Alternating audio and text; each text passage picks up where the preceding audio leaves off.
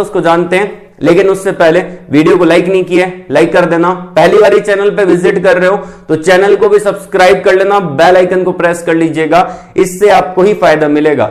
जब मैं next video upload करूंगा आपके पास सबसे पहले नोटिफिकेशन आएगा और आप उससे डायरेक्टली अप्लाई कर पाओगे। आइए वीडियो को स्टार्ट करते हैं। और एक न्यू टैब में ओपन कर ली है, आप स्क्रीन पे देख पा रहे हैं। वैकेंसी यहां पे जो रहेगी भारत इलेक्ट्रॉनिक्स लिमिटेड के द्वारा है और इसके अंदर जो आपका जॉब लोकेशन रहेगा वो आपका चेन्नई का देखने को मिलेगा।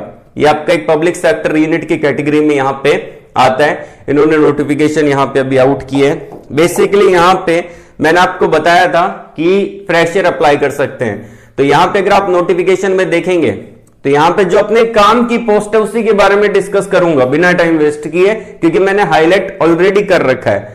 अब जो पहली वैकेंसी यहां पे रहेगी वो आपका ट्रेनी इंजीनियर इलेक्ट्रॉनिक्स है।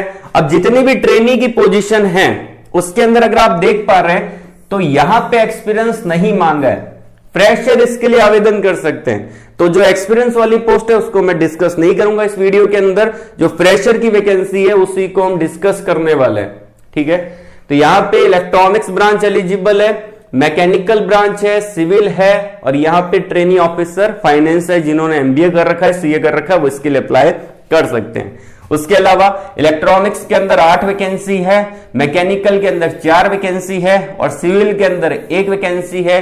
और एज लिमिट जो आपका रहेगा वो आपका 28 साल रहेगा और ये एज लिमिट दिया गया है यहां पे जनरल कैटेगरी के अंदर। उसके अलावा ईडब्ल्यूएस कैटेगरी के अंदर ये एज लिमिट दिया गया है। बाकी एज रिलैक्सेशन गवर्नमेंट नॉर्म्स के अकॉर्डिंग मिल जाता है। 3 साल का यहां पे ओबीसी कैटेगरी के अंदर और एसएसटी कैटेगरी के अंदर 5 साल का, पीडब्ल्यूडी के अंदर 10 साल का, 13 साल का और 15 साल का एज रिलैक्सेशन आपको देखने को मिलेगा।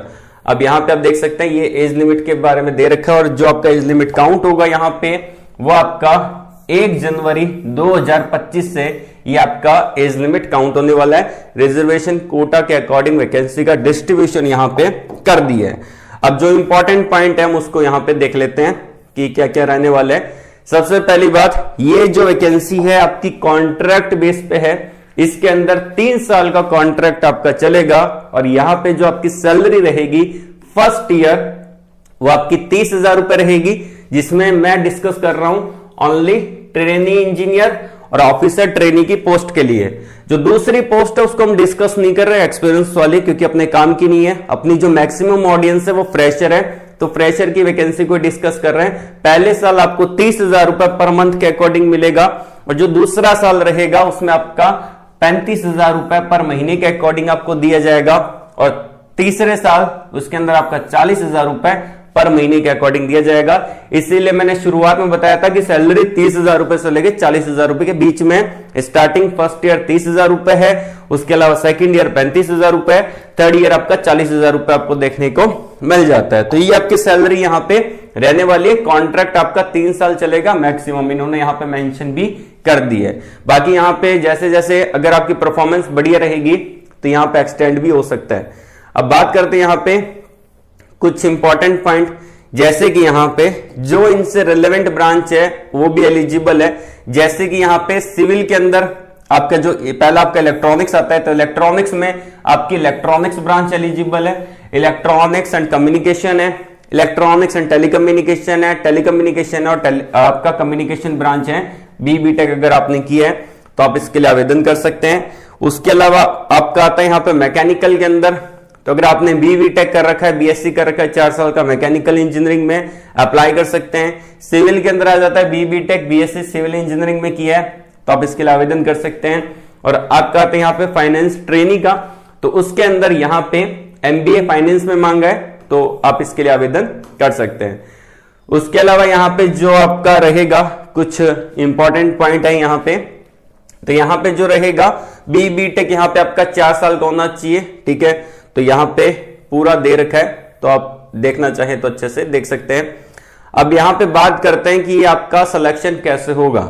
तो मैंने आपको बताया था कि सीवीटी एग्जाम कंडक्ट करवाएगी। ठीक है, जो भी बच्चे शॉर्टलिस्टेड होंगे यहाँ पे अप्लाई करने के बाद उनको रिटन टेस्ट के लिए यहाँ पे कॉल किया जाएगा।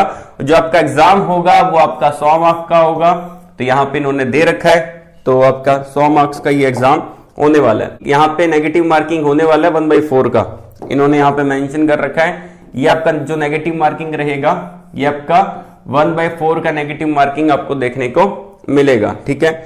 साथ ही साथ अगर कुछ और इंपॉर्टेंट पॉइंट यहाँ पे देखें तो जो आपका रहने वाला है एग्जाम सेंटर, वो आपका जो आपका इंटरव्यू होगा वो चेन्नई में होगा, तो आपको जाना पड़ेगा वहां पे चेन्नई लोकेशन के अंदर। अप्लाई कैसे करना है? अप्लाई करने के लिए ऑफिशियली वेबसाइट पे आगे चलेंगे, मैं आपको अप्लाई करके दिखा दूंगा। एप्लीकेशन फीस जो आपका रहेगा वो आपका 177 रुपए 177 रुपए आपको पे करने पड़ेंगे, जो कि यहाँ पे इन्होंने एप्लीकेशन फीस रखा है। और ये एप्लीकेशन फीस है ट्रेनी इंजीनियर का और ऑफिसर 1 का, ठीक है, जिसमें अगर जनरल ईडब्ल्यूएस और ओबीसी कैंडिडेट हैं उनको 177 रुपए यहाँ पे करने पड़ेंगे। बाकी अदर कैटेगरी के अंदर आते हैं तो आपको यहाँ पे नहीं करना, फ्री का ये फॉर्म आपको देखने को मिल जाता है। पेमेंट आप यहाँ पे ऑनलाइन पेमेंट कर सकते हैं, debit card, credit card, internet banking के थ्रू आप यहाँ पे आराम से पे कर पाएंगे। और यहाँ पे जनरल इंस्ट्रक्शन और सारी चीजें दे रखी है, ठीक है। तो मैं आपको लेके चलता हूं यहाँ पे अप्लाई कैसे करना है उस प्रोसेस की तरफ, लेकिन उससे पहले यहाँ पे इंपॉर्टेंट डेट देख लेते हैं।